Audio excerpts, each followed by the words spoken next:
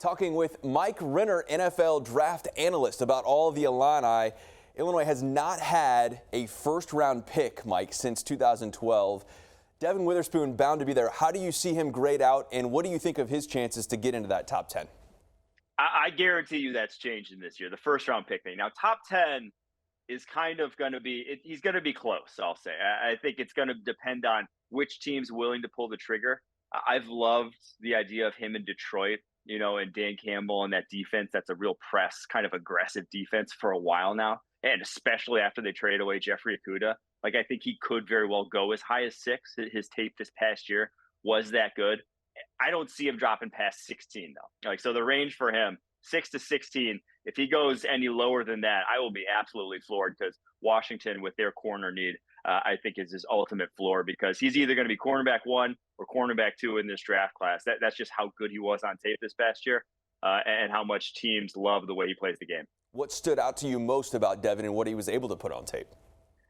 It's the mentality, and that's what it takes to be an elite corner at the next level. You can't be a passive guy at the corner position. It is an aggressive position. You have to kind of have controlled aggression, though. He's not so over the top that he's getting flagged left and right. He is aggressive within the rules.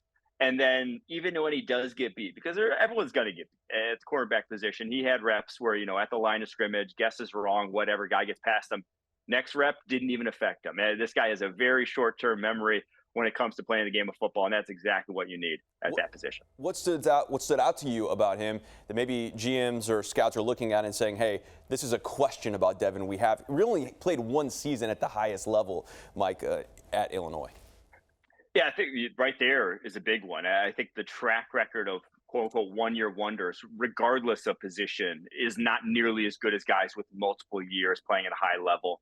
I think the size is still an issue with him. Now, he's not awful. It's not like a problem, but if you're comparing him in the 180 range, just getting to like 180 this past season as he's grown his entire career, whereas you have guys in this class like Christian Gonzalez, like Deonte Banks, like Joey Porter Jr., who are all like big 200-pound corners that can go toe-to-toe with NFL wide receivers. You watch him on tape at Illinois, the size never really seemed to be a factor. I was never actually worried about it with the way he plays the game.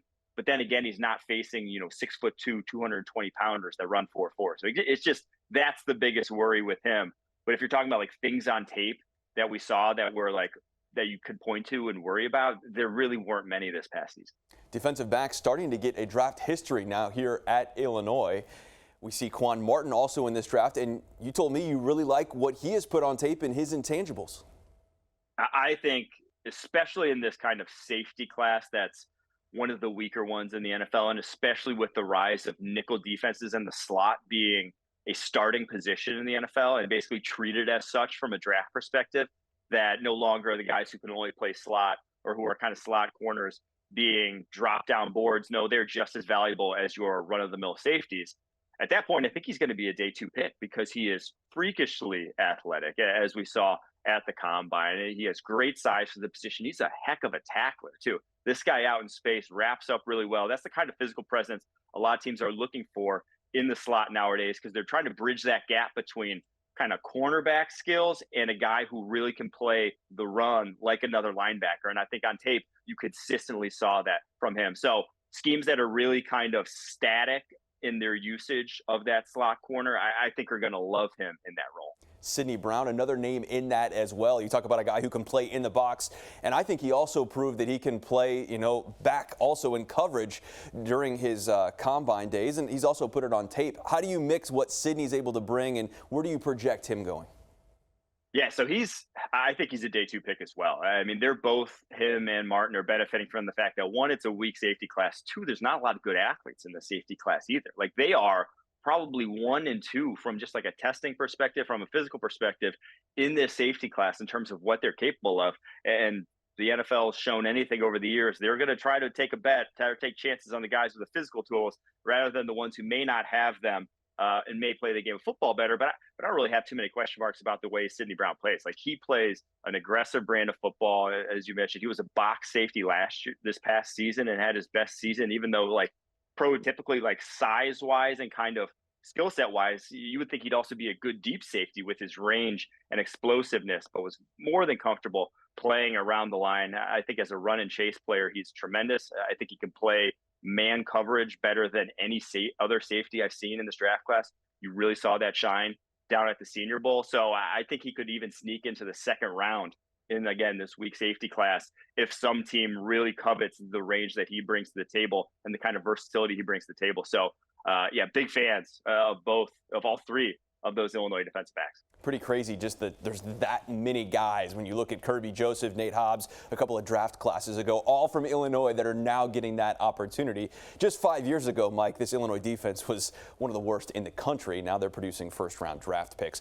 All right, Sydney's twin brother Chase, also in draft consideration, was also at the NFL Combine. What do you like from him in his game and where he projects out here as well? I mean, kind of everything I just said about Sydney also applies to Chase in terms of like the athletic tools. Like they are so incredibly similar from a physical perspective. It's kind of amazing watching them. They just chose to go obviously different sides of the ball, but he's explosive. He has home run threat ability.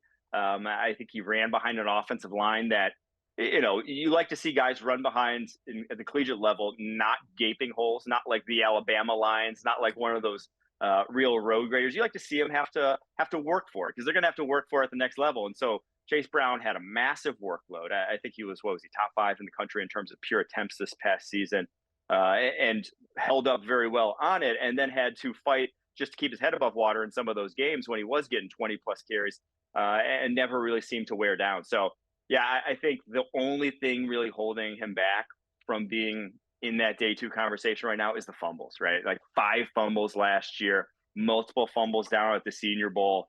That's just really, you know, you tell that to an NFL head coach, they're just going to throw you down the board immediately. They don't want to have to deal with the headache of a guy who may have fumble issues. So you tell me he can correct that. This is a guy who has bell cow type of potential at the next level. We saw that at Illinois, was the no doubt bell cow, and this team would not have been the same without him. We didn't see him catch a ton out of the backfield, and in this day and age of running backs in the NFL, how much will that be looked upon for him and maybe a difference maker when you look at other guys like B. John Robinson and others who have shown that they can do that at a higher level? Yeah, it's just the way of the world nowadays that everyone needs that position, or not everyone, but most teams, most offenses need that position to be at least somewhat of a factor as a position. I don't think you're going to see a lot of running backs in today's day and age that are true just 1-2 down running backs getting drafted highly. You know, you have to have that 3-down ability, or if not the 3-down ability, you want the pass game ability first, and then maybe the first and second down rushing ability second. So that's just what's getting coveted. And obviously, if you don't show that too much on tape, you know, you're not necessarily going to be as coveted as the guys who do. But I think he has the skill set to evolve into one. Like he's not a plotter in space when it comes to beating linebackers and that sort of thing. Like I think he has the tools to improve in that regard, and isn't just a guy who's only going to be utilized as a runner. How do you view running backs overall, Mike, when you look at this, and how many do you expect to go in that first round? I really only think we see one go in the first round, and Bijan Robinson. I could see Jahmyr Gibbs sneak into the back just because, you know, back out of the first round, a lot of complete teams, a lot of playoff teams just maybe looking for that one piece. But I do think the way I see the running back in the draft is that, especially in this one, when I'm talking about Chase Brown, a guy as talented as him, being like a day 3 guy that you can get and maybe be, you know, a lead dog at the next level, maybe be a starter at the next level. That's kind of how I see it. In that, why am I why am I using a first, second rounder when there's so much talent, when there's so much diversity of skill sets in this class that I can just, you know, use a 4th and a 5th and get 2 pretty darn good players, is I think the biggest thing.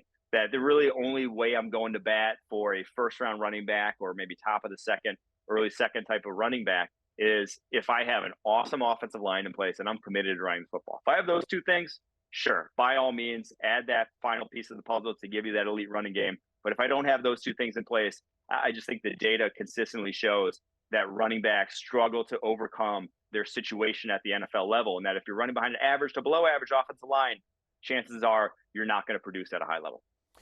We think all these 4 guys, at least that's what it sounds like, from Illinois will get drafted at some point here. Are there any other guys, whether that's an Alex Palczewski, any other guys on Illinois that you look at and say, hey, maybe there's a back-end chance there that they hear their name called? Yeah, I think Palczewski's one guy that I wouldn't surprise me whatsoever. I have him right as a fringe draftable grade. I think he's athletic enough to do so. He's obviously experienced enough to get drafted. I would not surprise me whatsoever if he hears his name called, just because at that point in the draft, you're looking for guys like him who are experienced, who you kind of give you a floor at offensive line that's not a complete liability. So I would not surprise me. If I had to bet right now, I would bet he probably does get drafted. I know it's a little early, Mike, in this process, but you're never too early to look at 2024. We look at guys like Johnny Newton, Keith Randolph in that, Isaiah Adams, Julian Pearl. All those guys decided to come back to Illinois. They had NFL draft options. Where do you look at a guy like Johnny Newton for 2024, hearing his name called this time next year after an All-American season at Illinois this past season? Oh, I'm really excited, and I think Illini fans should really be excited. This is a legit, we're just talking about Devon Witherspoon being a possible top 10 pick. This is a guy who could be a possible top 10 pick next year. If he just adds some play strength to his frame, and I think that's, the reason why he came back, because he's a little undersized at the moment. NFL doesn't tend to go to bat for undersized defensive tackles, top 10, top 15, those guys.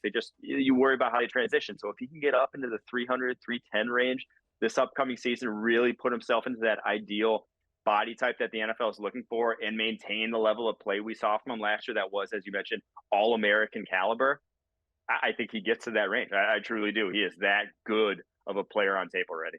We look at just overall here in Illinois, people looking at the Bears, obviously, as they trade down, and looking at the Colts. Anything change your mind going into draft day that, hey, maybe the Colts are going to do something funky to get a quarterback, or whether the Bears trade down again? How do you view what those two teams are looking at heading into the draft, Mike?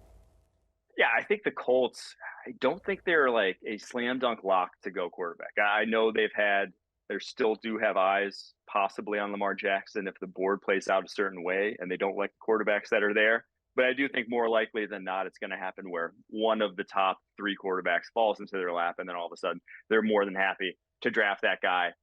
And for the Chicago Bears, I think they trade down. I think they want an offensive tackle. I think they want to, kind of learn from last year and said, we're going to do whatever it takes to give Justin Fields the situation he wants.